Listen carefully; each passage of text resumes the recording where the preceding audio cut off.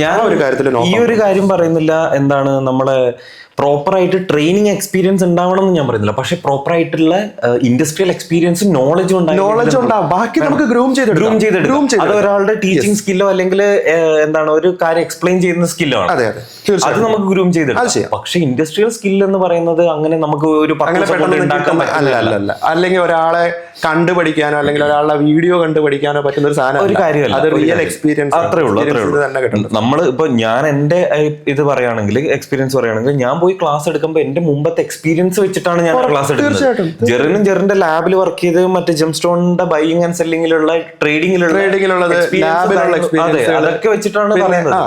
Even ചില ആൾക്കാർ എന്റെ അടുത്ത് ചോദിച്ചിട്ടുണ്ട്, നീ സെയിൽസ് സ്കില്ലിന്റെ ക്ലാസ് എടുക്കുന്നുണ്ടല്ലോ, what is your sales background ചോദിക്കാറുണ്ട്. നമ്മള് ഇവിടെ പലപ്പോഴും ഇല്ല ഉത്സവപ്പറമ്പിലൊക്കെ സ്റ്റാൾ ഇടുന്ന പോലെ ജുവലറിയുടെ സ്റ്റാൾ ഇടുന്ന ഒരാളാണ് ഞാൻ ഇടയ്ക്ക്. അത് എനിക്ക് അവിടുന്ന് ഒരു വരുമാനം, വലിയ കാര്യമായിട്ട് വരുമാനമൊന്നും ഉണ്ടാവില്ല പലപ്പോഴും. പക്ഷെ എന്തിനാ അത് ഇടുന്നതെന്ന് ചോദിച്ചു കഴിഞ്ഞാൽ, to interact with different types of customer, negotiation, bargaining, upselling, cross selling എല്ലാം നടക്കുന്ന ഒരു സ്ഥലമാണ് സ്ട്രീറ്റ്, അല്ലേ? അതേപോലെ തന്നെ ഒരു കാര്യമില്ലാതെ തന്നെ ഞാൻ സ്ട്രീറ്റ് മാർക്കറ്റുകളിലൊക്കെ പോയിട്ട് ജുവലറി പർച്ചേസ് ചെയ്യാറുണ്ട്. ഒരു കാര്യമില്ല, എന്നാലും കാര്യം എന്താ, ഐ എൻജോയ് ദാറ്റ് ഇന്ററാക്ഷൻ. അവർ എങ്ങനെ സെല്ല് ചെയ്യുന്നു, കാരണം നമ്മളൊരു സെയിൽസ് ട്രെയിനറാണ്, സോഫ്റ്റ് സ്കിൽ ട്രെയിനറാണ്, പ്രൊഡക്റ്റ് ട്രെയിനറാണ്. ഈ സെല്ല് ചെയ്യുമ്പം നമ്മുടെ ഓപ്പോസിറ്റ് നിൽക്കുന്ന സെല്ലർ ഉണ്ടല്ലോ, അയാൾ നമ്മളെ കൺവിൻസ് ചെയ്യാൻ വേണ്ടിയിട്ട് ഉപയോഗിക്കുന്ന കുറേ കാര്യങ്ങളുണ്ട്. അവരിൽ നിന്ന് പഠിക്കാനുണ്ട് ഒരുപാട്. സത്യം, ഒരുപാട്. ഞാൻ സാധാരണ കടയിൽ പോയാൽ പോലും ഒരു സെയിൽസ്മാൻ നന്നായിട്ട് നിരീക്ഷിക്കാതെ, അത് എന്തും ആയിക്കോട്ടെ, ചിലപ്പോൾ ഡ്രസ്സ് സെല് ചെയ്യുന്ന ആളാവാം, വാച്ച് ആയിരിക്കാം, എന്തും ആയിക്കോട്ടെ, ഷൂ ആയിരിക്കാം, പക്ഷെ അയാൾ അത് ഏത് രീതിയിൽ കമ്മ്യൂണിക്കേറ്റ് ചെയ്യുന്നു. ചില സമയത്ത് നമുക്ക് ഒന്നും ഇഷ്ടപ്പെട്ടില്ലെങ്കിൽ ശരി, ചിലപ്പോ ആ പയ്യനോട് ഒരു സിമ്പതി തോന്നിയിട്ട് നമ്മളത് വാങ്ങും. അല്ലെങ്കിൽ അവന്റെ പെരുമാറ്റം കൊണ്ട് ഷോ ഞാൻ ഇവിടുന്ന് പോയാൽ അവൻ സങ്കടമായി പോവില്ലേ, അത് അവൻ ക്രിയേറ്റ് ചെയ്യുന്ന ഒരു അറ്റ്മോസ്ഫിയർ. അതാണ്. അപ്പോ ഒരു രീതിയിൽ പറ്റിയില്ലെങ്കിൽ വേറൊരു രീതിയിൽ എങ്ങനെയെങ്കിലും ക്ലോസ് ചെയ്യാന്നുള്ളതാണ് ഒരു സെയിൽസ്മാന്റെ ഇതെന്ന് പറയുന്നത്. അത് എല്ലാ കാര്യങ്ങളിലും ഞാൻ നോക്കി പഠിക്കുന്ന ഒരു കാര്യമാണ്. കാരണം നമ്മൾ പഠിപ്പിക്കുന്ന ആൾക്കാരാണ്, അപ്പൊ ഇത് നമ്മൾ നോക്കി പഠിക്കേണ്ടത്. ഗ്രൗണ്ടിലേക്ക് ഇറങ്ങണം. വെറുതെ ഒരു ക്യാബിന്റെ അകത്ത് അല്ലെങ്കിൽ ഒരു റൂമിൽ ഇരുന്ന് വീഡിയോ കണ്ടോണ്ടിരുന്നാൽ നടക്കൂല. ഗ്രൗണ്ടിൽ ഇറങ്ങി കളിക്കണം. അതെ. അപ്പൊ അതുപോലെ കുറെ ഇത് വരുന്നുണ്ടെന്നാണോ പറയുന്നത്? ഒരുപാട് വരുന്നുണ്ട്. അങ്ങനെയുള്ളതൊക്കെ റിജക്ട് ചെയ്ത് വിടാറുണ്ട്. റിജക്ഷൻ അല്ല, അവരുടെ കാര്യം പറഞ്ഞ് മനസ്സിലാക്കി വിടും. നിങ്ങളെ എടുത്തു കഴിഞ്ഞാലുള്ള പ്രശ്നം, പലരും ഇപ്പം നമ്മുടെ ട്രെയിനിങ് ഒക്കെ കണ്ടിട്ടായിരിക്കും പല ക്ലയന്റുകളും ഓക്കെ ലെറ്റ് സൈൻ അപ്പ് എന്ന് പറഞ്ഞിട്ട് അവർ സൈനപ്പ് ചെയ്യുന്നത്. സൈനപ്പ് ചെയ്തിട്ട് അവർ എക്സ്പെക്ട് ചെയ്യുന്ന ആ ഒരു ക്വാളിറ്റിയാണ്.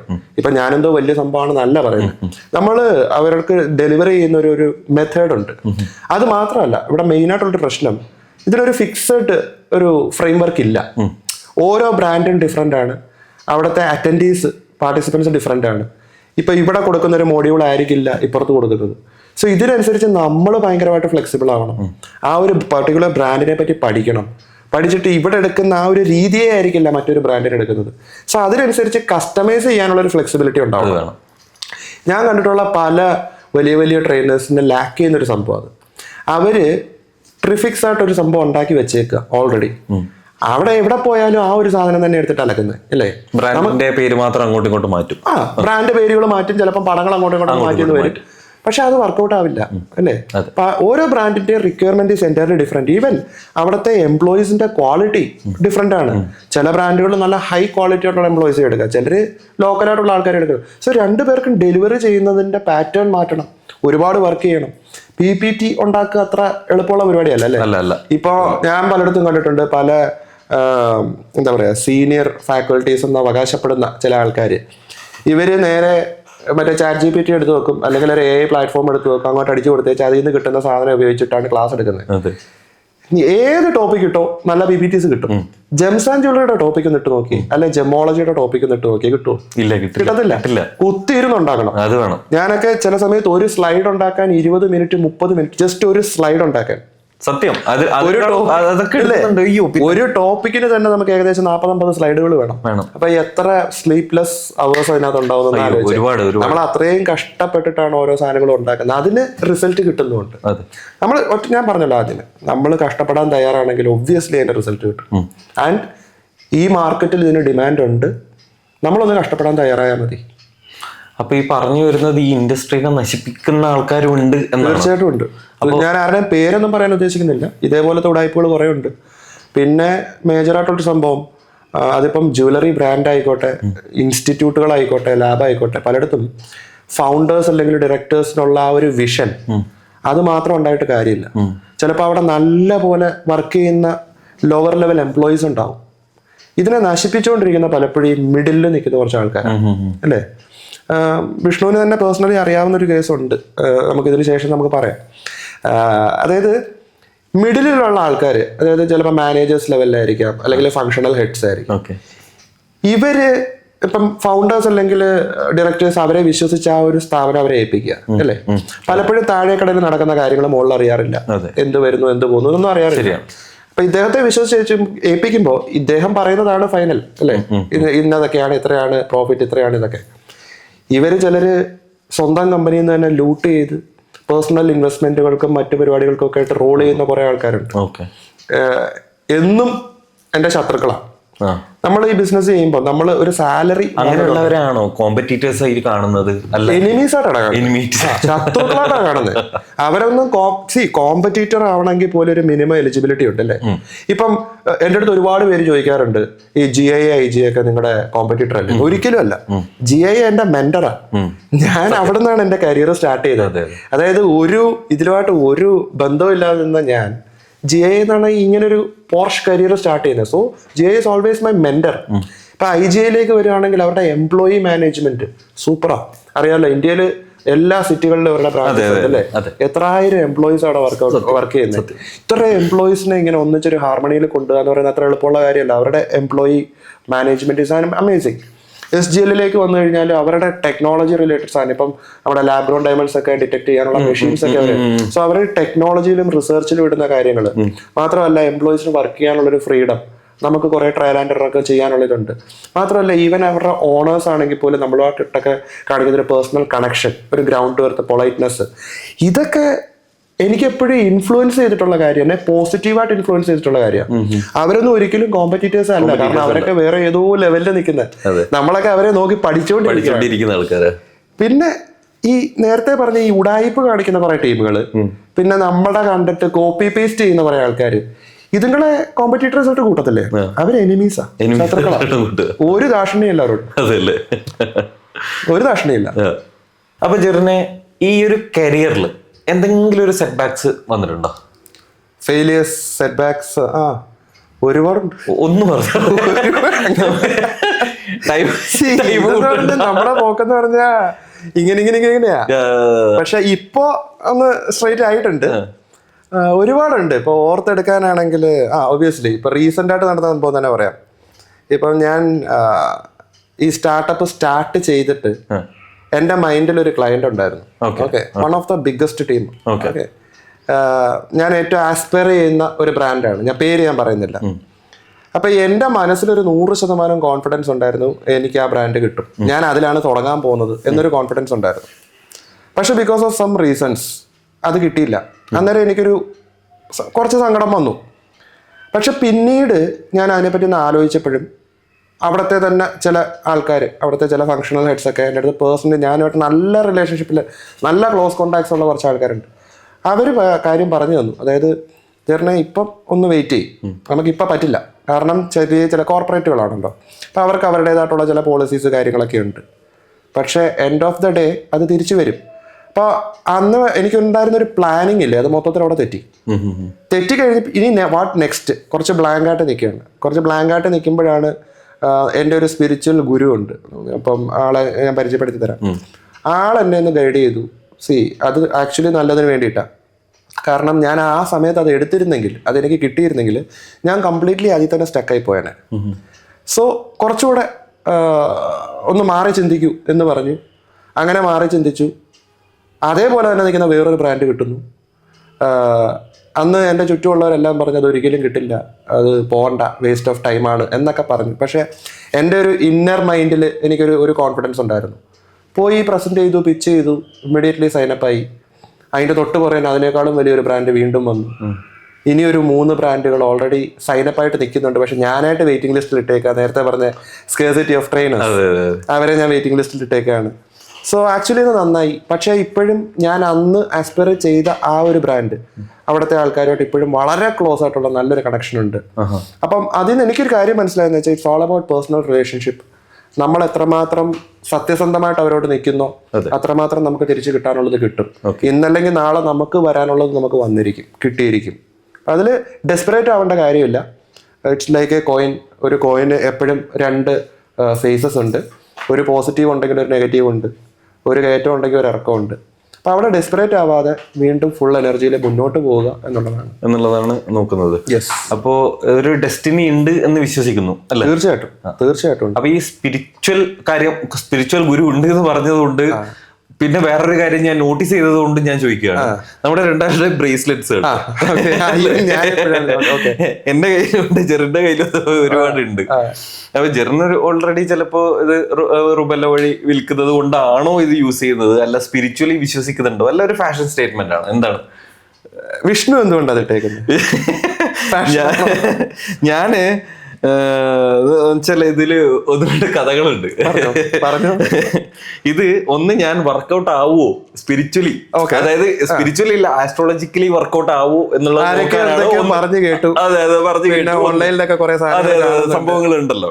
പിന്നെ നമുക്ക് സയന്റിഫിക്കലി ഇത് എന്താണ്, ഇത് അമെത്തിസ്റ്റ് ആണ്, ഇത് പൈറേറ്റ് ആണ്, ഇത് രുദ്രാക്ഷ ആണ് എന്നുള്ളത് നമുക്ക് അറിയാം. അപ്പോ ഇത് ഇട്ടാൽ വർക്കൗട്ട് ആവൂ എന്നുള്ളത് നമുക്ക് ശ്രദ്ധിക്കണമല്ലോ. അതുകൊണ്ട് അത് പറഞ്ഞപ്പോ എന്റെ ലൈഫിലുള്ള ഒരു സ്റ്റോറി ഞാൻ പറയാം. ഈ നമ്മുടെ ആമമോതിരം കേട്ടിട്ടില്ലേ? ആമമോതിരം ഇവിടെ ഇരിപ്പുണ്ടോ? മോതിരമല്ല, മറ്റേ ആമയുടെ പ്രതിഭ അല്ലെ, ക്രിസ്റ്റൽ. ഈ ആമമോതിരം ഇട്ട ആൾക്കാരെ ഞാൻ കണ്ടിട്ടുണ്ട്. ഓക്കെ, അതൊരു കാലത്ത് ഒരു ഭയങ്കര ട്രെൻഡായിരുന്നു. അപ്പോ ഞാൻ രണ്ട് രീതിയിലുള്ള ആൾക്കാരെ ഇത് കണ്ടു. ഒന്ന്, ആമയുടെ തല നമ്മുടെ ബോഡിയിലേക്ക്, ചില ആൾക്കാർ ആമയുടെ തല പുറത്തോട്ട്.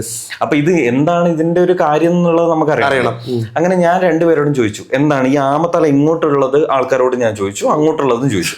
അപ്പൊ ഇങ്ങോട്ടുള്ള ആൾക്കാർ പറഞ്ഞ എന്താന്ന് വെച്ചാല്, നമ്മള് വെൽത്ത് അട്രാക്ട് ചെയ്യാൻ വേണ്ടിയിട്ടാണ് ഇങ്ങനെ ചെയ്യുന്നത്. അപ്പൊ ആമത്തല അങ്ങോട്ടുള്ളവരോട് ചോദിക്കുമ്പോൾ അവർ പറഞ്ഞു, നമ്മുടെ ഉള്ളിലെ നെഗറ്റീവ് എനർജി പോകാൻ വേണ്ടിയിട്ടാണ് അങ്ങനെ ഉപയോഗിക്കുന്നത്. ഞാൻ എന്ത് ചെയ്തു, ഞാൻ ഒരു കയ്യില് ആമത്തല ഇങ്ങോട്ടും ഒരു കയ്യിൽ ആമത്തല അങ്ങോട്ടും ഇട്ട് എന്ത് സംഭവിച്ചു, ഇങ്ങോട്ടുള്ള തല ഇത് ഫുള്ള് നെഗറ്റീവ് എനർജി അട്രാക്ട് ചെയ്തു, അങ്ങോട്ടുള്ള മൊത്തം ബലത്തും പോയി. അതുപോലെ ഒരു 8ന്റെ പണി കിട്ടുമോന്ന് അറിയില്ല, എന്തായാലും ഇട്ട് നോക്കുന്നുണ്ട്. ഇട്ടിട്ട് എന്തെങ്കിലും ബെനിഫിറ്റ്സ് വന്നു തുടങ്ങിയിട്ടുണ്ടോ? ഇത് ഞാൻ റീസെന്റ് ഇട്ട് തുടങ്ങിയതേ ഉള്ളൂ. എനിക്ക് ആക്ച്വലി ഒരു രുദ്രാക്ഷത്തിന്റെ ഒരു 2 പവനിൽ കെട്ടിച്ച ഒരു ബ്രേസ്ലെറ്റ് ഉണ്ട്, ഗോൾഡിന്റെ. പക്ഷെ അത് ഈ സമയങ്ങളിൽ അതിട്ട് പുറത്തു പോവുക അത്ര സേഫ് ആയിട്ടുള്ള കാര്യമാണ്. തീർച്ചയായിട്ടും അല്ലെ? ബാംഗ്ലൂർ, ഡൽഹി പോലുള്ള സ്ഥലങ്ങളിൽ കൈവെട്ടിയിട്ട് ആൾക്കാരുടെ വളയും ഇതൊക്കെ കൊണ്ടുപോയിട്ട് കൈവെട്ടുന്ന പോട്ടെ. ഞാനൊക്കെ നമ്മള് ഈവൻ വിഷ്ണു ഉൾപ്പെടെ കോർപ്പറേറ്റ് ട്രെയിനിങ്ങുകളിൽ എടുക്കുന്ന ഒരു സാധനമാണല്ലോ പ്രിവെന്റിങ് അല്ലെങ്കിൽ dealing with theft and fraud ആണ്. ഇതൊക്കെ നമ്മൾ അന്ന് വെറുതെ പറഞ്ഞു വിടുന്ന സംഭവം. അതായത് ഒരു ലൈവായിട്ടൊരു വയലന്റ് അറ്റാക്ക് ഉണ്ടായാൽ എന്ന് പറഞ്ഞു വിടുന്ന ഒരു സാധനം നമ്മളൊക്കെ പ്രതീക്ഷിക്കുന്നത് എന്താ? സൗത്ത് ഇന്ത്യയിൽ ഇതൊന്നും നടക്കത്തേ ഇല്ല, പട്ടാപ്പകല് കൊള്ള, ഇതൊക്കെ സിനിമയിൽ അല്ലെങ്കിൽ ഇപ്പൊ നോക്കിയ കഴിഞ്ഞ 2 മാസമായിട്ട് എത്ര പട്ടാപ്പകല് മുഖം പോലും മറക്കാതെയാണ് ഇപ്പൊ ആൾക്കാർ തോക്കും വടിവാളും.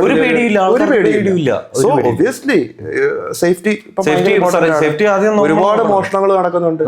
നമ്മുടെ ബാംഗ്ലൂരിൽ നടന്നു, ഇവിടെ ഹൈദരാബാദിൽ ഞാൻ പോയപ്പോ അവിടെ നടന്നു, കണ്ണൂരിൽ നടന്നു. അതെ, ഈ കഴിഞ്ഞ 2 മാസം കൊണ്ട് കേരളത്തിൽ തന്നെ നടക്കുന്നുണ്ട്. So back to the point, ഇതിന് ഇട്ടുകൊണ്ട് എന്തെങ്കിലും റിസൾട്ട് ഉണ്ടോ?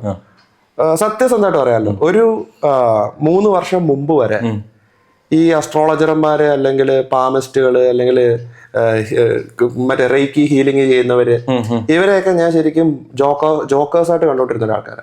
എന്റെ കൈ കിട്ടിക്കഴിഞ്ഞാൽ ഞാൻ വിടൂല, ഗ്രില്ല് ചെയ്ത് വിടും. ഓക്കെ, വെറുതെ അവരുമായിട്ട് ആദ്യം പോയിട്ട് കൈനോട്ടക്കാരെയൊക്കെ വിളിച്ചിരുത്തിട്ട് നമ്മള് കാര്യങ്ങളൊക്കെ ചോദിക്കും. പ്രത്യേകിച്ച് അസ്ട്രോളജർമാരെ റോസ്റ്റ് എന്ന് പറഞ്ഞാൽ ഗ്രില്ല് ചെയ്ത് ഉരിഞ്ഞു വിടുന്ന ഒരു പരിപാടിയുണ്ട്. പിന്നെ യൂട്യൂബിൽ കയറിയിട്ട് ഈ മറ്റേ പ്രഡിക്ഷൻസ് ചെയ്യുന്ന കുറെ ആൾക്കാരുണ്ടല്ലോ, അവരുടെ കീഴിൽ പോയിട്ട് പച്ചത്തെറി കമന്റ് അടിച്ചു വിടും. പക്ഷേ ഒരു 3 വർഷത്തിന് മുമ്പ് ഞാൻ ഈ പറഞ്ഞ സ്പിരിച്വൽ ഗുരു പുള്ളിക്കാരനെ നമ്മൾ പരിചയപ്പെടുന്നു. ആള് മൊത്തത്തില് എൻ്റെ ജാതകവും കാര്യങ്ങളും ഒക്കെ ഒന്ന് നോക്കിയിട്ട് എന്നെ പ്രോപ്പറായിട്ട് ഗൈഡ് ചെയ്തു. അതിൽ ഏറ്റവും വലിയൊരു കോമഡി എന്താണെന്ന് വെച്ച് കഴിഞ്ഞാൽ, 10-31 വർഷം ഞാൻ എൻ്റെ സോഡിയാക് സൈൻ ആണ്, അല്ലെങ്കിൽ എൻ്റെ ജന്മനക്ഷത്രം അല്ല സോഡിയാക് സൈൻ ഞാൻ വിചാരിച്ചു വെച്ചിരുന്നത് തെറ്റായിരുന്നു. 31 വർഷം. അപ്പൊ നമ്മൾ ഇത് നോക്കിയിട്ടാണ് മറ്റേ യൂട്യൂബിലും പത്രത്തിലും ഒക്കെ വരുന്ന പ്രഡിക്ഷൻസ് നോക്കുന്നത്. മറ്റേ ധനലാഭം, കാര്യലബ്ധി എന്നൊക്കെ പറഞ്ഞ് വായിച്ചോണ്ട് പോകും. ഇതാണ് സംഭവിക്കുന്നത്. അപ്പൊ എനിക്ക് അതിനുള്ള വിശ്വാസം പോയി. പക്ഷെ ഇദ്ദേഹം പറഞ്ഞു വന്നപ്പോ എന്ത് ചെയ്യും, നമ്മൾ അത്രയും നാൾ വിചാരിച്ചു വെച്ചിരുന്ന സോഡിയാക് സൈനെ തെറ്റാ. പ്രോപ്പറായിട്ടുള്ള സോഡിയാക് സൈൻ പറഞ്ഞു തന്നിട്ട് പറഞ്ഞാൽ 5 വർഷം മുമ്പോട്ട് പുറകോട്ട് ഇനി ഒന്ന് നോക്കാൻ പറ്റും. ഓക്കെ, അപ്പം 100% സെയിമാ. ഡേറ്റ്, സമയം ഉൾപ്പെടെ എഴുതി വെച്ചിട്ടുണ്ട് കാര്യങ്ങൾ. അങ്ങനെയാണ് എനിക്ക് അതിൽ വിശ്വാസം വരുന്നത്. പിന്നെ ഞാൻ പുള്ളിക്കാരനെ പറ്റി കുറച്ച് റിസർച്ച് ചെയ്തു. നോക്കിയപ്പോൾ ആള് ഒരു ഗോൾഡ് മെഡലിസ്റ്റ് ആണ്. പല സർട്ടിഫിക്കേഷൻസ് ഉള്ള ഒരാളാ. ന്യൂമറോളജി, പാമോളജി, വേദിക് സയൻസ്, ബേസിക്കലി ഒരു എഞ്ചിനീയർ ആണ്. പിന്നെ താണ്ടൂല ശാസ്ത്ര, സൈക്കോളജി, ഇതെല്ലാം പഠിച്ച ഒരാള്.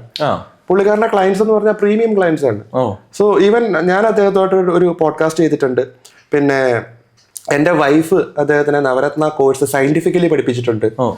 ഞാൻ അദ്ദേഹത്തിന്റെ അസ്ട്രോളജി പഠിച്ചിട്ടുണ്ട്. എസ്റ്റർഡേ ആണ് അതിന്റെ സർട്ടിഫിക്കേഷൻ കിട്ടിയത്. സോ പുള്ളിക്കാരൻ പറഞ്ഞു തന്ന ചില പോയിന്റുകൾ, ചില ഗൈഡൻസ് ഫാക്ടേഴ്സ് ഒരുപാട് ഹെൽപ്പ് ചെയ്തു. അങ്ങനെ ഞാനും ട്രൈ ചെയ്ത് നോക്കിയതാണ് ജം സ്റ്റോണുകൾ. 100% ഇറ്റ് വിൽ വർക്ക്. ഒറ്റ പ്രശ്നമേ ഉള്ളൂ, ഉപയോഗിക്കേണ്ട രീതിയിൽ അത് ഉപയോഗിക്കണം. ഓക്കെ, ഇപ്പം പൈറേറ്റ്, ഇപ്പം എന്റെ കയ്യില് ഒരു കസ്റ്റമൈസ്ഡ് ഒരു ബ്രേസ്ലെറ്റ് ഉണ്ട്, ടൈഗേഴ്സ് ഐ ഉണ്ട്, പിന്നെ അഗേറ്റിന്റെ ഒരു ഇതുണ്ട്, പിന്നെ ഞാനും രുദ്രാക്ഷമാല, കരിങ്കാലിമാലയൊക്കെ ഇടുന്നുണ്ട്. ഇത് ട്രെൻഡിന് വേണ്ടി ഇട്ടേക്കുന്നതല്ല. ഇതിനൊക്കെ ഓരോ ഇതുണ്ട്. നമ്മൾ ഡീറ്റെയിൽ ആയിട്ട് ഞാനിപ്പോ പറയുന്നില്ല. ലെറ്റ്സ് പൈറേറ്റ്, ഇപ്പം ആൾക്കാരൊക്കെ പറഞ്ഞു കേട്ടിട്ടുണ്ട്, അംബാനിയുടെ വീട്ടിൽ വരെ അവരുടെ റിസപ്ഷൻ ഹാളില് പൈറേറ്റിന്റെ ക്ലസ്റ്റർ വെച്ചിട്ടുണ്ട്. മണി ഒബ്വിയസ്ലി മുടങ്ങിക്കിടന്ന പല ഇതും വരുന്നുണ്ട്. പിന്നെ ടൈഗേഴ്സ് എന്ന് പറഞ്ഞു കഴിഞ്ഞാൽ പൊതുവെ ഗോൾഡുമായിട്ട് ബന്ധപ്പെട്ട ഒരു സംഭവമാണ്. ഗോൾഡുമായിട്ട് ഡീൽ ചെയ്യുന്ന ആൾക്കാർക്ക് അത് വളരെ ഹെൽപ്ഫുൾ ആണെന്ന് കേട്ടിട്ടുണ്ട്. കറക്റ്റ് ആണ്. സോ ഇതിലൊക്കെ എന്തെങ്കിലും ഒരു സയന്റിഫിക്കലി അല്ലെങ്കിൽ ആസ്ട്രോളജിക്കലി എന്താണ് ഇതിലുള്ളത്? കുറച്ചൊന്ന് എലാബറേറ്റ് ചെയ്ത് തരാൻ പറ്റും? സയന്റിഫിക്കലി ഇപ്പം ചില അസ്ട്രോളജേഴ്സ് അവകാശപ്പെടുന്നത്, ഇപ്പോൾ ലെറ്റ്സ് സേ നമ്മളിപ്പം ബർത്ത് സ്റ്റോണിന്റെ മോതിരം ഇടുന്നു അല്ലേ, അതിനകത്തൊരു കാര്യം ശ്രദ്ധിച്ചിട്ടുണ്ടാവും, മറ്റേ റിങ്ങിന്റെ അടിവശം ഓപ്പൺ ആയിരിക്കും, ഓപ്പൺ സെറ്റിംഗ്. അപ്പൊ അവര് പറയുന്നത് എന്താണെന്ന് വെച്ച് കഴിഞ്ഞാൽ ഇത് ലൈറ്റ് അതിൽ കൂടെ പാസ് ചെയ്തിട്ട് നമ്മുടെ റിയാക്ഷൻ വരികയും അത് കറക്റ്റ് നമ്മുടെ ബോഡിയിൽ വന്നിട്ട് നമ്മുടെ ബ്രെയിനിനെ സ്റ്റിമുലേറ്റ് ചെയ്യും, ഒരു കാറ്റലിസ്റ്റ് ആയിട്ട് വർക്ക്ഔട്ട് ആവുകയും ചെയ്യും. കംപ്ലീറ്റ് റെമഡി അല്ല. ഇടാനും ഓരോരോ വിരലിന് ഓരോ ഇതുണ്ട്. എത്ര ക്യാരറ്റിന്റെ ഇടണം, ഏത് വിരലിലിടണം, ഏത് ക്വാളിറ്റിയിൽ ഇടണം, അത് റൈറ്റ് ഹാൻഡ് വേണോ ലെഫ്റ്റ് ഹാൻഡ് വേണോ. സത്യം പറഞ്ഞാൽ ഈ കാര്യങ്ങൾ ഞാൻ ഈ അസ്ട്രോളജി പഠിച്ചത് തന്നെ കോർപ്പറേറ്റ് ട്രെയിനിങ്ങിന് വേണ്ടിയിട്ടാണ്. കാരണം ഇപ്പൊ തമിഴ്നാട്ടിലോട്ടൊക്കെ പോയി കഴിഞ്ഞാൽ അറിയാലോ, അവിടുത്തെ സെയിൽസ് സ്റ്റാഫുകൾ ഏറ്റവും കൂടുതൽ ഫേസ് ചെയ്യുന്ന ചോദ്യം അല്ലേ, കസ്റ്റമേഴ്സ് അവരോട് ചോദിക്കുമ്പോൾ ഇവർക്ക് പറയാൻ മറുപടിയില്ല.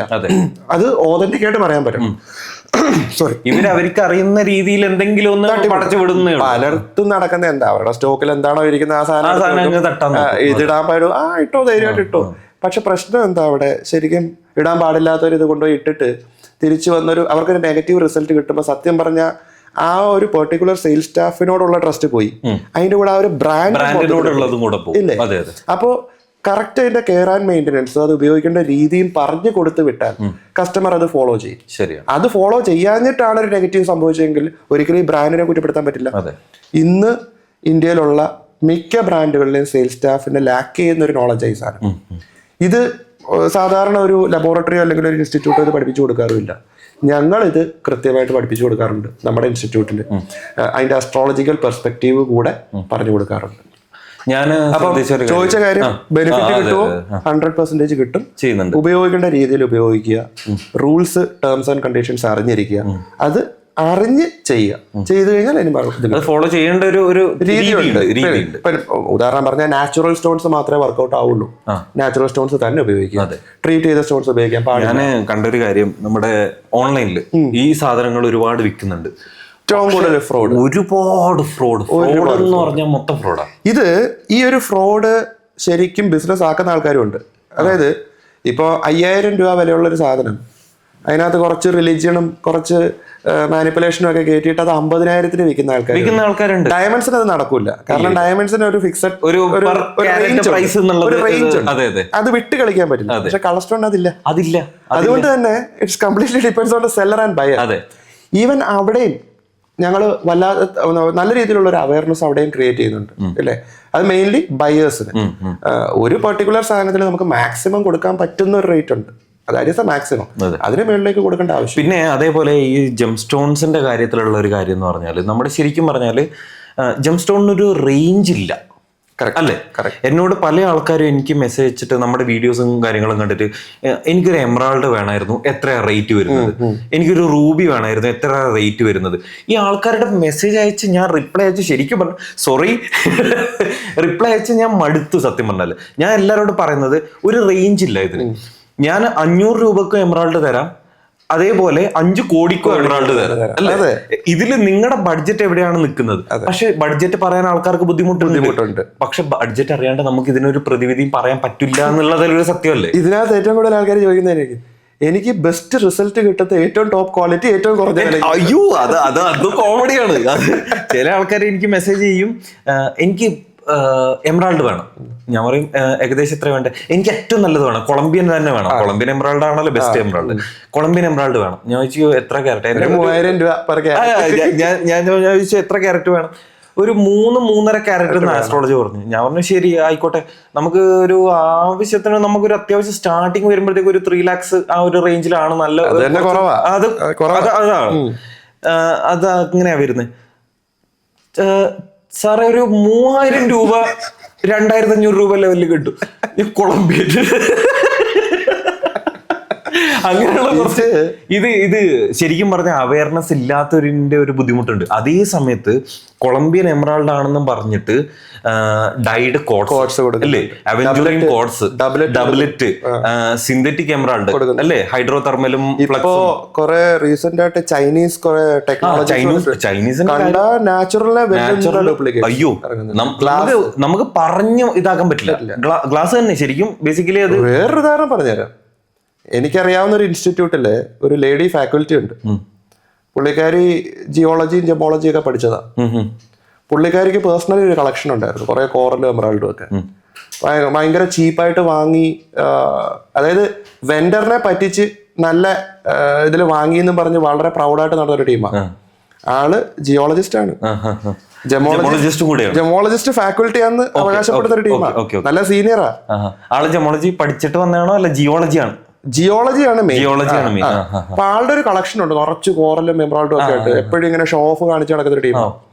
ഒരു ദിവസം ഞാനും എന്റെ വൈഫും കൂടെ പോയി ആ സാധനമൊക്കെ ഒന്ന് ചെക്ക് ചെയ്ത് വന്നപ്പോഴാണ് പ്യുവർ ഗ്ലാസ്സാ, എല്ലാം ഗ്ലാസ്സാ. ആ അതിന്റെ ഫിനിഷിങ് കണ്ടപ്പോ തന്നെ ഞാൻ ഞെട്ടിയെന്നേ. നാച്ചുറലിനെ വെല്ലുന്ന ഡ്യൂപ്ലിക്കേറ്റ്സ് ഇപ്പൊ നമ്മുടെ മാർക്കറ്റിലുണ്ട്. Chinese technology. ആള് ശരിക്കും പറ്റിക്കപ്പെട്ടു. അതാ പറഞ്ഞേ, അത്രയും അറിവുള്ള ആളായിട്ട് പോലും സംഭവിക്കുന്നുണ്ട്. ഇതൊക്കെ എന്ന് പറഞ്ഞാൽ സയന്റിഫിക് ടെസ്റ്റിംഗ് ഇല്ലാതെ മിക്ക സാധനങ്ങളും ഐഡന്റിഫൈ ചെയ്യാൻ പറ്റില്ല. ജസ്റ്റ് നമ്മളെ മാർക്കറ്റിലൊക്കെ ചില ആൾക്കാർ ഇങ്ങനെ എടുത്ത് വെച്ചിട്ട് ഓരോന്ന് പറയാൻ എനിക്ക് ചിരിയാ വരുന്നത്. പിന്നെ നമ്മള് അവരുടെ വയറ്റുപഴപ്പല്ലേ, അതിനകത്ത് നമ്മള് കൈകടത്തണ്ടാലും വിചാരിച്ച് പലപ്പോഴും മിണ്ടാതെ പോകുന്നതാ. അതേപോലെ ഇപ്പോ നമ്മള് സാധാരണയായിട്ട് കാണുന്ന ഒരു 2 സ്റ്റോൺ ഞാൻ പറയാം. ഒന്ന് സിട്രിനും ഒന്ന് യെല്ലോ ടോപ്പാസും. കാണുമ്പോ ഒരു അമ്മ പെറ്റ മക്കളെ പോലെയാണ് അല്ലേ. നമ്മുടെ നാട്ടില് യെല്ലോ സഫയർ എന്നും പറഞ്ഞിട്ടോണ്ട് നടക്കുന്ന പലരുടെയും കൈ കിടക്കുന്നത് ഒന്നീ സിട്രിന അല്ലെങ്കിൽ യെല്ലോ ടോപ്പാസ് ആണ്. അതാണ് പിന്നെ ഇത് പറഞ്ഞ് പറ്റിക്കുന്ന, അതായത് ഈ അറിവില്ലായ്മ യൂസ് ചെയ്യുന്ന കുറെ ഇന്റർനെറ്റ് ബ്രാൻഡുകളും അത് ഇതൊക്കെ. അത് ഈവൻ ചില ബ്രാൻഡുകൾക്കും അറിയില്ല. അവരവരുടെ വെൻഡേഴ്സിനെ കംപ്ലീറ്റ്ലി നമ്പുന്നു. വെൻഡേഴ്സ് അവരുടെ ഹോൾസെയിലേഴ്സിനെ കംപ്ലീറ്റ്ലി നമ്പുന്നു. ഹോൾസെയിലേഴ്സ് അവരുടെ മൈൻഡ് നമ്പുന്നു. ഇതിന്റെ ഇടയ്ക്ക് കുറെ ബ്രോക്കർമാരുണ്ട്, അവിടെയാണ് ഈ കളി വരുന്നത്. സോ പറ്റിക്കൽ ഇഷ്ടം പോലെ നടക്കുന്നുണ്ട്. ഇപ്പം വിഷ്ണുവിന് തന്നെ പേഴ്സണലി ഒരു കളക്ഷൻ ഉണ്ടാവുമല്ലോ ജെം സ്റ്റോൺ. എല്ലാ ജെമോളജിസ്റ്റും സാധനമാണ്. പലരിപ്പോഴും ആൾക്കാരെന്നോട് ചോദിക്കാറ് ഈ ഉണ്ടാക്കുന്ന പൈസയൊക്കെ എങ്ങോട്ട് പോവാ? കളർ സ്റ്റോണുകളിലാണ് എന്റെ മെയിൻ ഇൻവെസ്റ്റ്മെന്റ്. അത് ഞാന് സോറി ഇന്ററപ്റ്റ് ചെയ്തതിന് സോറി. ഞാന് ഡൽഹിയിൽ ഒരു ക്ലാസ് എടുത്തുകൊണ്ടിരിക്കുകയായിരുന്നു. ഈ ഡൽഹിയിൽ ക്ലാസ് നടക്കുന്ന സമയത്ത് എനിക്കൊരു 1 week 5 days ഗ്യാപ്പ് കിട്ടി. അപ്പോ നമുക്ക് ഏറ്റവും ഇഷ്ടപ്പെട്ട ഒരു സ്ഥലം എന്ന് പറഞ്ഞാൽ ജയ്പൂരാ. നമ്മുടെ നമ്മുടെ സ്വർഗ. ജയ്പൂർ പോയ പിന്നെ എന്താണ് സാധാരണ ആൾക്കാർക്ക് അവിടെ പാലസും കാര്യങ്ങളാണ് മെയിൻ. പക്ഷെ നമ്മളെ സംബന്ധിച്ചിടത്തോളം ജംസ്റ്റോണിന്റെ ഒരു വേൾഡ് ആണ്. ഞാൻ പോയ ജോഹരി ബസാർ പറ്റുവാണെങ്കിൽ അമാരുടെ കൂടെ അന്ന് കിടന്നുറങ്ങാൻ പറ്റുമെങ്കിൽ അവിടെ തന്നെ കിടന്നു. 1 മിനിറ്റ് ലാഭിച്ചാ നമുക്ക് അത്രയും കൂടെ എക്സ്പ്ലോർ ചെയ്യാം. അവിടെ 11 മണിക്ക് ആൾക്കാർ ഒന്ന് ഓപ്പൺ ആയി വരും. ഞാൻ 9:30 ആകുമ്പോ പോയി അവിടെ ഏതെങ്കിലും ഒരുത്ത വഴി തെറ്റി വന്നല്ല അവരെ പിടിച്ച് മാക്സിമം ഇത് നോക്കാം.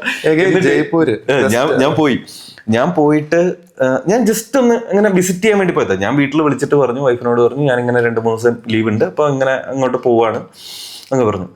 ഓക്കെ എന്നൊക്കെ പറഞ്ഞു. പോയി 1 ദിവസമേ ഉണ്ടായിരുന്നുള്ളൂ. അത് ഞാൻ അമൃത്സർ പോയിട്ട് നേരെ അങ്ങോട്ട് പോയത്. ഒറ്റ ദിവസം ഞാൻ 1 രൂപ ചെലവാക്കില്ല എന്നിട്ട് പോയതാ. അന്ന് ഞാൻ ഫുഡ് കഴിച്ചോ ഇല്ലയോ എന്ന് എനിക്ക് ഓർമ്മയില്ല. പക്ഷെ ഒരു ലോഡ് സ്റ്റോൺ വാങ്ങിയിട്ടാ വന്നേ. എന്നിട്ട് ഞാൻ തിരിച്ചെത്തിട്ട് ഞാൻ വിളിച്ചിട്ടുണ്ട്, എന്റെ ബാങ്ക് ബാലൻസ് ഒക്കെ തീർന്നു കേട്ടോ, 0 എവിടെ കൊണ്ട് കളഞ്ഞു ചോദിച്ചു. ഞാൻ സ്റ്റോണിൽ പോയി. സെയിം ആണ്. ഈവൻ ഞങ്ങളും ചില സമയത്ത് അതിനിടയ്ക്ക് ഒരു കാര്യം ചോദിച്ചോട്ടെ. ഇപ്പം ഡൽഹിയിൽ നിന്ന് ജയ്പൂര് പോയി, അവിടെ നിന്ന് പല സ്ഥലങ്ങളിലേക്ക് പോകുന്നു. Being A corporate trader you will be keeping on travelling.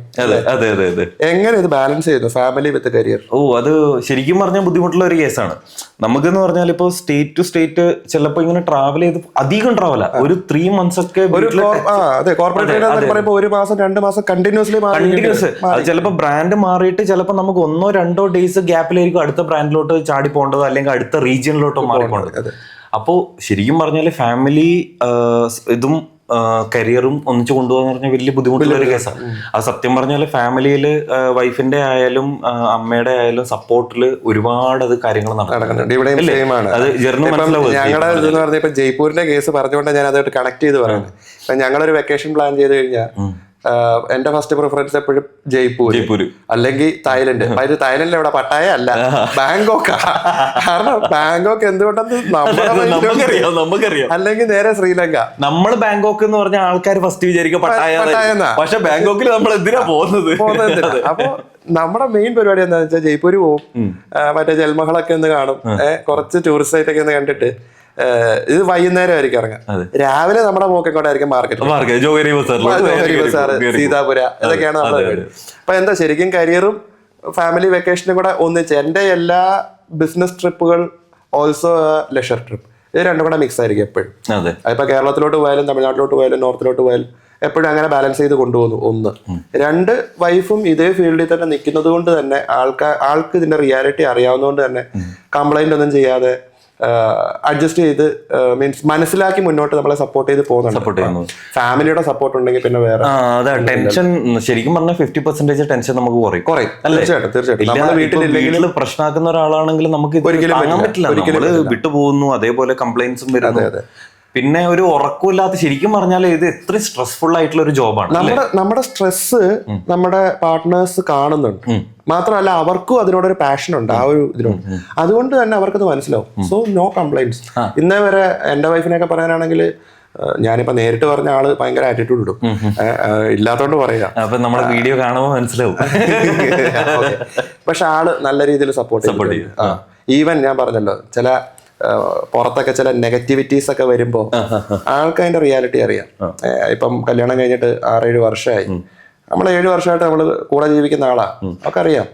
So ഇതൊന്നും അങ്ങോട്ട് എടുക്കത്തില്ല, ഇതുവഴി കേക്ക് ഇതുവഴി കളയും, പോളാവില്ലേ എന്ന് പറയും. That's it. അങ്ങനെ സപ്പോർട്ടിംഗ് ആയിട്ടുള്ള ഒരു പാർട്ട്ണർ കൂടെ ഉണ്ടെങ്കിൽ പിന്നെ നമുക്കൊന്നും നോക്കാനില്ല, ടെൻഷൻ ഇല്ല. Long road head. ജെറിന്റെ കേസ് പറഞ്ഞാൽ നിങ്ങൾ രണ്ടുപേരും ഒരേ ഫീൽഡാണ്. എന്റെ വൈഫിന്റെ കേസ് എന്ന് പറഞ്ഞാൽ ആള് ഡോക്ടറാ. അപ്പൊ ആള് ഈ യാത്രയും കാര്യങ്ങളും, അത് കല്യാണം കഴിഞ്ഞപ്പോ എന്നോട് പറഞ്ഞു ഊട്ടി പോകണം എന്നൊരു ആഗ്രഹമുണ്ട്. കല്യാണം കഴിഞ്ഞിട്ട് 5 വർഷമായി. ഞാൻ കഴിഞ്ഞ ആഴ്ച ഊട്ടി കൊണ്ടുപോയി ഗ്യാപ്പ് കഴിഞ്ഞു. പക്ഷെ 5 വർഷം. പക്ഷെ അങ്ങനെയുള്ള കാര്യങ്ങൾ അത് സപ്പോർട്ട് ചെയ്യുന്ന ആൾക്കാർ നമ്മൾക്ക് വളരെ ഇമ്പോർട്ടന്റ് ആണ്. ഇല്ലാന്ന് വെച്ചാൽ പിന്നെ പ്രത്യേകിച്ച് ഞാൻ ശ്രദ്ധിച്ചിട്ടുണ്ട്, ഇതിനോട് അധികം പാഷനേറ്റ് ആയിട്ടുള്ള ആൾക്കാര് ഭയങ്കരമായിട്ട് ഇതിനകത്തേക്ക് ഇൻവോൾവ് ആവും. അവര് ഫുഡ് കറക്റ്റ് സമയത്തിന് ഉണ്ടാവില്ല, പ്രോപ്പർ സ്ലീപ്പ് ഉണ്ടാവില്ല, ബോഡി ഹെൽത്ത് പോലും നോക്കാതെ. ഞാനൊക്കെ ഒരിടയ്ക്ക് അങ്ങനെയൊക്കെ വർക്ക് ചെയ്യായിരുന്നു.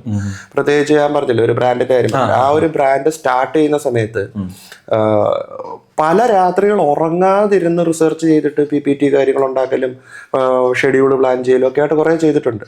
സോ അവിടെ നിന്നൊക്കെ എനിക്കൊരു മോട്ടിവേഷനും കിട്ടിയിട്ടുണ്ടില്ലെന്നോ. കാരണം അത് നമ്മൾ എൻജോയ് ചെയ്ത് ചെയ്യുന്നൊരു ജോബാണ്. അതുകൊണ്ട് അതിപ്പം സ്വന്തം ബ്രാൻഡിലേക്ക് ചെയ്യുമ്പം ഉറപ്പായിട്ട് നമ്മൾ അതിന്റെ ഡബിൾ എഫോർട്ട് ഇടും അല്ലേ. ഞാനിപ്പോ കോർപ്പറേറ്റ് വർക്കിന് ചെയ്യുമ്പോൾ തന്നെ എന്താ ചെയ്യുന്നത് വെച്ചാല് ചിലപ്പോൾ നമ്മുടെ കേസ് എന്ന് പറഞ്ഞാൽ 6 ദിവസം കണ്ടിന്യൂസ് വർക്ക് ആയിരിക്കും. ഞായറാഴ്ച ഒരു ലീവ് കിട്ടും. പിന്നെ ആ ഞായറാഴ്ചയിൽ നമുക്കൊന്നും ചെയ്യാനുള്ള ആരോഗ്യം ഉണ്ടാവില്ല. രാവിലെ 9 മുതൽ രാത്രി വൈകിട്ട് 6 മണി, ചിലപ്പോൾ നല്ല ട്രെയിനീസ് ആണെങ്കിൽ 7 മണി 7:30 വരെയൊക്കെ ക്ലാസ് പോകും. ഞായറാഴ്ച ദിവസം മൊത്തം ഇങ്ങനെ ബെഡ് റിട്ടേൺ ആയിരിക്കും. അത് കഴിഞ്ഞ് ഒരു 1-2 മാസം ക്ലാസ്സും കഴിഞ്ഞ് തിരിച്ച് വീട്ടിലെത്തിട്ടാകുമ്പോൾ ഒന്നും വയ്യ. വീട്ടിലെത്തുന്നതും ബോഡി ഷട്ട് ഡൗൺ. പക്ഷെ നമ്മൾ ഒരു സ്ഥലത്ത് പോയി വർക്ക് ചെയ്ത് തുടങ്ങുമ്പോൾ നമ്മൾ ഫുൾ ഓണം. ചില ദിവസങ്ങളിൽ ഞാൻ എൻ്റെ ലാസ്റ്റ് എക്സ്പീരിയൻസ് പറയുകയാണെങ്കിൽ ഇപ്പോൾ ഒരു സ്ഥലത്ത് ഞാൻ ക്ലാസ് എടുത്തുകൊണ്ടുണ്ടായിരുന്നു. അവിടുന്ന് എനിക്ക് വേറൊരു സിറ്റി, ഇപ്പോൾ ഞാൻ സ്ഥലം പറയാം, ഹൈദരാബാദ് ക്ലാസ് എടുത്തു. അവിടുന്ന് നേരെ മുംബൈയിലെ ക്ലാസ് തീരുന്ന അന്ന്, അതെ ഹൈദരാബാദ് ക്ലാസ് വൈകിട്ട് 6 മണിക്ക് തീരുന്നു, 10 മണിക്ക് എനിക്ക് ഫ്ലൈറ്റ് മുംബൈയിലേക്ക് പോകുന്നു. മുംബൈയിൽ ക്ലാസ് എടുക്കുന്നു, അവിടുത്തെ ക്ലാസ് തീരുന്നു, രാത്രി 10-11 മണിക്ക് ഫ്ലൈറ്റ് ഡൽഹി പോകുന്നു, ക്ലാസ് എടുക്കുന്നു, തിരിച്ച് ഹൈദരാബാദിലേക്ക് വരുന്നു. ഒരു കുഴപ്പമില്ല. ഇതൊക്കെ ക്ലാസ് ഒക്കെ കഴിഞ്ഞാൽ ഫുൾ ഉറങ്ങിയത് പറഞ്ഞ 2 മണിക്കൂർ പെർ ഡേ. ഇതാണ് ഈ ട്രാവലിന്റെ സമയത്ത് ഉറങ്ങിയത്. തിരിച്ചെല്ലാം കഴിഞ്ഞ് വീട്ടിൽ വന്നിട്ടാകുമ്പോഴത്തേക്ക് ബോഡി അനങ്ങുന്നില്ലാത്തൊരവസ്ഥ അല്ലേ? ശരിക്കും പറഞ്ഞാൽ നമ്മുടെ ആ ഒരു എഫേർട്ട് ഇടുന്നുണ്ട്. അതെ, നമ്മൾ അത്ര എഫേർട്ട് എടുക്കുന്നതിന്റെ കൂടെ തന്നെ നമ്മള് ക്ലാസ് എടുക്കുമ്പോൾ രാവിലെ മുതൽ വൈകുന്നേരം വരെ അതേ എനർജി നമ്മൾ മെയിൻറ്റെയിൻ ചെയ്യണം. ഇല്ലെങ്കിൽ മുമ്പേ ഇരിക്കുന്നവർ ഉറങ്ങും ഇല്ലേ? അവർക്കറിയേണ്ട കാര്യമില്ല. നമ്മളവിടെ പോയി അവര് പേ ചെയ്യുന്നുണ്ടെങ്കിൽ ഡിസേർവ് ബെറ്റർ. അവിടെ നമ്മൾ എക്സ്ട്രാ സ്ട്രെയിൻ ചെയ്തിട്ടായിരിക്കും ആ ഒരു ക്ലാസ്. പക്ഷെ എൻഡ് ഓഫ് ദ ഡേ നമ്മളവിടെ എന്താ പറയാ, മായം കലക്കാതെ ഫുൾ അത് കാരണം നമ്മൾ വാങ്ങുന്ന സാലറിയോടുള്ള ഒരു ആത്മാർത്ഥ, ഒരു ജസ്റ്റിഫിക്കേഷൻ. പലപ്പോഴും നമുക്കിതുണ്ടാവും, പക്ഷെ നമുക്ക് മേളിൽ ഇരിക്കുന്നവർക്ക് ഇതുണ്ടാവില്ല. അത് ഞാൻ ഒരുപാട് ഫീൽ ചെയ്ത ഒരു കാര്യമാണ്. അതാണ് നമ്മൾ ഇടുന്ന എഫേർട്ടിന്. ഞാൻ പല സ്ഥലങ്ങളിലും ഞാൻ ഇത് ശ്രദ്ധിച്ചിട്ടുണ്ട്, അല്ലെ പറഞ്ഞിട്ടുമുണ്ട് ഓപ്പൺ ആയിട്ട് ചില ആൾക്കാരോട്. ഞാൻ ഇടുന്ന എഫേർട്ട്, ഞാൻ ഒരാൾക്ക് വേണ്ടി ഫ്രീലാൻസ് ആണ്, ഞാനൊരു പെർമനന്റ് എംപ്ലോയി അല്ല, ഫ്രീലാൻസ് ആണെന്ന് പറഞ്ഞിട്ട് നമ്മൾ ഇങ്ങനെ ഒരുമാതിരി ഇത് കളിച്ചിട്ട് കാര്യമില്ലല്ലോ. നമ്മൾ ചെയ്യുന്ന വർക്കിൽ 100% നമുക്ക് സാറ്റിസ്ഫാക്ഷൻ കിട്ടുക. അങ്ങനെ നമ്മൾ ഇടുന്നുണ്ടെങ്കിൽ പക്ഷെ ആ കമ്പനിയിൽ നിന്ന് തിരിച്ച് നമുക്ക് അതേ രീതിയിൽ അവർ ചെയ്യുന്നുണ്ടോ എന്നുള്ളത് ചോദിച്ചാൽ ചില സമയങ്ങളിൽ ഇല്ല. വളരെ കുറച്ച് ഡിസാറ്റിസ്ഫാക്ഷൻ വരുന്നത്. ഇനി അത് വിട്ടിട്ട് നമ്മൾ സ്വന്തമായിട്ട് എന്തെങ്കിലും ചെയ്താലോ, അവിടെ തന്നെ ഉള്ള അതേ ലെവലിൽ ഇരിക്കുന്ന വേറെ കുറച്ച് പേര് ഇൻസെക്യൂർ ആവും. ഇതൊക്കെ കാരണമാണ് ഞാൻ ശരിക്കും പറഞ്ഞാൽ സ്വന്തമായിട്ട് തുടങ്ങാം. ആരെയും ബോധിപ്പിക്കേണ്ട കാര്യമില്ല, ഫുൾ ഫ്രീഡം ആണ് അല്ലേ? ഇവിടെ എനിക്ക് ഇഷ്ടമുള്ള രീതിയിൽ എനിക്ക് വർക്ക് ചെയ്യാം. പിന്നെ ആരെയും നമ്മൾ ഒരു ഫൗണ്ടറിനെ സംബന്ധിച്ചിടത്തോളം അത് നടക്കൂല. ഇഷ്ടമുള്ള രീതിയിൽ വർക്ക് ചെയ്യല് നടക്കൂല. സത്യം അതില്ല. ഇഷ്ടമുള്ളതെന്ന് പറഞ്ഞു കഴിഞ്ഞാൽ കസ്റ്റമർ സാറ്റിസ്ഫാക്ഷൻ എനിക്ക് ഇമ്പോർട്ടന്റ് 100%. ഇനി സിമ്പിൾ ഒരു കാര്യം പറയട്ടെ. ഇപ്പൊ വിഷ്ണു ഒരു യൂട്യൂബ് വീഡിയോ അപ്ലോഡ് ചെയ്യുന്നു. ചിലപ്പോൾ ജസ്റ്റ് 5 മിനിറ്റേ ഉണ്ടാവുള്ളൂ. കാണുന്ന ആൾക്ക് ജസ്റ്റ് 5 മിനിറ്റേ ഉള്ളൂ. പക്ഷെ അതിന്റെ പിന്നില് എത്ര മണിക്കൂറിന്റെ എഫേർട്ട് ഉണ്ട്. ചിലപ്പോൾ 2-3 തവണ റെക്കോർഡ് ചെയ്ത് ഡിലീറ്റ് ചെയ്തിട്ട് ആയിരിക്കും വീണ്ടും എടുക്കുന്നത്. പിന്നെ അതിന്റെ എഡിറ്റിങ്, അതിന്റെ അപ്ലോഡിങ് ചെറിയ പണിയൊന്നും അല്ല. ഞാനും തുടങ്ങിയിട്ട് നിർത്തിയൊരു പരിപാടിയാണ് യൂട്യൂബ്. പിന്നെ നേരത്തെ പറഞ്ഞ സാധനം ജെംസ്റ്റോണിനെ പറ്റി ഒരു വീഡിയോ ഇട്ട് കഴിഞ്ഞാൽ നേരെ അതിന്റെ താഴെ വന്നിട്ട് ഈ പരിപാടിയാ, മറ്റേ റൂബി കിട്ടുമോ, എമറാൾഡ് കിട്ടുമോ. പിന്നെ അതിന്റെ കൂടെ വേറെ ചില ടൈപ്പ് ഉണ്ട്. നമ്മുടെ വാട്സ്ആപ്പ് നമ്പർ ഒക്കെ മേടിക്കും. ഇപ്പം നാട്ടിലൊക്കെ നടക്കുന്ന ഒരു സാധനമാണ്. ഇപ്പം മറ്റേ ക്വാഡ്സ്, സ്പടികം, ഇത് കേരളത്തിലും തമിഴ്നാട്ടിലൊക്കെ ഇഷ്ടം പോലെ കിട്ടുന്നതാണ്. ഇത് വെച്ചിട്ട് എന്താ പറയാ, ഗാംബിൾ ചെയ്യുന്ന കുറച്ച് ടീമുകളുണ്ട്. ഡയമണ്ടിന്റെ റഫ് കിട്ടിയെന്നും പറഞ്ഞിട്ട് ഒരു പത്രത്തിന്റെ മേളിൽ വെച്ചിട്ട് പണം എടുത്തായിരിക്കും. ഇത് പല ജ്വല്ലറി ബ്രാൻഡുകളിൽ ഇവർ ചെല്ലാറുണ്ട്. അവിടുത്തെ സെയിൽസ് സ്റ്റാഫിന് അറിയില്ല. പലരും ഇത് ഡയമണ്ടാ എന്ന് പറഞ്ഞു വിട്ടിട്ടുണ്ട്. ഇവരെ ഹോപ്പ് കയറ്റുന്നുണ്ട്. അതിപ്പോ തമിഴ്നാട്ടിലെ കസ്റ്റമറിനെ അയക്കുന്നെങ്കിൽ അവൻ ബാക്കിൽ തമിഴ് പത്രം വെക്കും, ദിനതന്തി വെക്കും. കേരളത്തിലെ കസ്റ്റമർ അയക്കുന്നെങ്കിൽ മാതൃഭൂമി അല്ലെ മനോരമ എടുത്ത് വെക്കും. ഇങ്ങനത്തെ എത്രയോ ഉടായ്പകൾ നടക്കുന്നുണ്ട്. അതേപോലെ തന്നെ മറ്റേ എന്താ കാശ്മീരിൽ നിന്ന് നേപ്പാളിൽ നിന്നൊക്കെ കിട്ടുന്നതെന്ന് പറഞ്ഞിട്ട് മറ്റേ ബ്ലാക്ക് സ്റ്റോൺ ഉരുണ്ടിരിക്കുന്ന ഒരു കല്ലുണ്ട്, സാലിഗ്രാമ എന്ന് പറഞ്ഞിട്ട് ലക്ഷങ്ങൾ മേടിച്ചിട്ടാണ് സത്യം. ഈ ഇടയ്ക്ക് മറ്റേ ഒരു യൂട്യൂബ് ചാനലില് ഈ ഇടയ്ക്ക് ഒരു യൂട്യൂബർ അത് പൊളിച്ചിട്ടുണ്ട്. സാധനം അർത്ഥം നോക്കിയപ്പോ എന്തുവാ, കോൺക്രീറ്റ് സാധനം. കോൺക്രീറ്റിനകത്ത് വാക്യൂം വെച്ചിട്ട് അതിനകത്ത് വെള്ളം ഫില്ല് ചെയ്തിട്ട് അതിനെ ബാലൻസ് ചെയ്ത് നിർത്തിയിരിക്കുക. അത്രേ ഉള്ളൂ. സിമ്പിൾ സംഭവം പറഞ്ഞുതരാം. രുദ്രാക്ഷം, നമ്മുടെ രുദ്രാക്ഷം അല്ലേ, വളരെ ആൾക്കാർ വളരെ എന്താ പറയാ ഹോളിസ്റ്റിക് ആയിട്ട് കാണുന്ന ഒരു സ്റ്റോൺ, ഒരു ഓർഗാനിക് സ്റ്റോൺ. ഇതിന്റെ ഡ്യൂപ്ലിക്കേറ്റ് നമ്മുടെ മാർക്കറ്റ് ഇഷ്ടം പോലെ ഇറങ്ങുന്നുണ്ട്. ഇത് വേറെ ഏതോ മരത്തിന്റെ കുരുവും പിന്നെ മരം തന്നെ കാർവ് ചെയ്തുണ്ടാക്കിയത് റെസിൻ വെച്ചിട്ട് പ്ലാസ്റ്റിക് വെച്ചിട്ടൊക്കെ ഈ സാധനം വരുന്നുണ്ട്.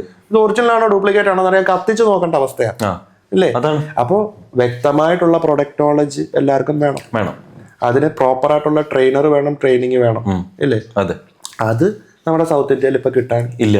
ശരിക്കും പറഞ്ഞാൽ എനിക്ക് തോന്നുന്നു നമ്മുടെ നേരത്തെ ചെറിയ പറഞ്ഞ പോലെ ഒരു ഓൺലൈൻ ക്ലാസ് തുടങ്ങി എന്ന് പറഞ്ഞില്ലേ, അത് ശരിക്കും ഈ ഒരു ചെറിയൊരു എമൗണ്ട് ആണ് സത്യം പറഞ്ഞാൽ. 5,000 10,000 റുപ്പീസിലൊക്കെ എന്ത് പഠിക്കാൻ പറ്റും? ശരിക്കും പറഞ്ഞാൽ ഈ സമയത്ത് നമുക്ക് 10,000 റുപ്പീസിലൊന്നും ശരിക്കും പറഞ്ഞാൽ നല്ലൊരു കോഴ്സ്, സ്കിൽ ഡെവലപ്മെന്റ് കോഴ്സ് എന്ന് പറഞ്ഞ സംഭവമില്ല. ഞാൻ സ്കിൽ ഡെവലപ്മെന്റ് എന്ന് പറയുന്നില്ല ഇതിനെ, പക്ഷെ എന്നാലും നമുക്കൊരു നോളജ് ഗെയിൻ ചെയ്യാനുള്ള ഒരു കോഴ്സ് എന്നുള്ള രീതിയിൽ അധികം ആൾക്കാർ ഇത് ഏറ്റെടുക്കുന്നത് വളരെ നല്ലതായിരിക്കും. ഞാൻ ഇതിനെ പേഴ്സണലി, ഈവൻ ഇപ്പൊ വിഷ്ണു വീഡിയോസ് ചെയ്യുന്നത് പോലും വിഷ്ണു അതിനകത്തുനിന്നൊരു ഒരു ഇൻകം എക്സ്പെക്ട് ചെയ്ത് ചെയ്യുന്നതല്ലല്ലോ. For me it's like giving back to the community, അല്ലേ? നമ്മൾ കുറെ അറിവ് ഇങ്ങനെ ഉണ്ടാക്കി വെച്ചിട്ട് കാര്യമില്ല, അത് ഷെയർ ചെയ്യണം. അപ്പൊ ഷെയർ ചെയ്യുമ്പോൾ എപ്പോഴും നമുക്ക് പൈസ വേണം എന്ന് ചിന്തിക്കാൻ പാടില്ല. ഇതിന് എനിക്ക് ഇത്രയും നാളത്തെ എന്റെ 14 വർഷമായി ഈ ഒരു career. Okay, Gems and jewellery career 14 വർഷം. ഈ 14 വർഷം കൊണ്ട് ഞാൻ മനസ്സിലാക്കിയ ഒരു സംഭവമുണ്ട്. നമ്മൾ ഓപ്പൺ ഹാർട്ടഡ് ആയിട്ട് ഒരാളുടെ അടുത്ത് നോളജ് ഷെയർ ചെയ്യുകയാണെങ്കിൽ അവിടെ നിന്ന് പൈസ നമ്മൾ അങ്ങനെ എക്സ്പെക്ട് ചെയ്യണ്ട. നമ്മൾ പണത്തിന് വേണ്ടി വർക്ക് ചെയ്യണ്ട. നമ്മൾ ചെയ്യുന്ന കാര്യം ഓതന്റിക്കേറ്റഡ് ആയിട്ട് നമ്മൾ പ്രോമിസ് ചെയ്ത സാധനം ഡെലിവറി ചെയ്താൽ ഈ വഴിക്കുന്ന് അല്ലെങ്കിൽ വേറൊരു വഴിക്കുന്ന് പൈസ താനെ വരും. It's a by product. അതെ അതെ.